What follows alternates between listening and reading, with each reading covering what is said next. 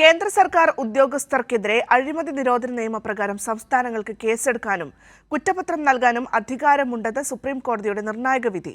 കേസെടുക്കാൻ സിബിഐയുടെ മുൻകൂർ അനുമതി ആവശ്യമില്ലെന്നും മുൻകൂർ അനുമതിയില്ലാത്തതിന്റെ പേരിൽ എടുത്ത കേസുകൾ റദ്ദാക്കപ്പെടില്ലെന്നും സുപ്രീം കോടതി. മുൻകൂർ അനുമതിയില്ലാതെ കേരളത്തിൽ ഉദ്യോഗസ്ഥർക്കെതിരെ കേസ് കഴിയില്ലെന്ന ഇഡി വാദത്തിനും തിരിച്ചടിയായാണ് സുപ്രീം കോടതിയുടെ വിധി. രാജസ്ഥാൻ അഴിമതി വിരുദ്ധ ബ്യൂറോ എടുത്ത കേസ് റദ്ദാക്കാൻ വിസമ്മതിച്ച ഹൈക്കോടതി ഉത്തരവ് ശരിവച്ചായിരുന്നു സുപ്രീം കോടതിയുടെ നിർണായക വിധി.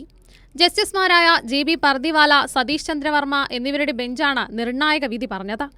കേന്ദ്ര സർക്കാർ ഉദ്യോഗസ്ഥർക്കെതിരെ അഴിമതി നിരോധന നിയമപ്രകാരം സംസ്ഥാനങ്ങൾക്ക് കേസെടുക്കാൻ മുൻകൂർ അനുമതി ആവശ്യമില്ലെന്നും കുറ്റപത്രം നൽകാൻ അധികാരമുണ്ടെന്നുമാണ് കോടതി വിധി.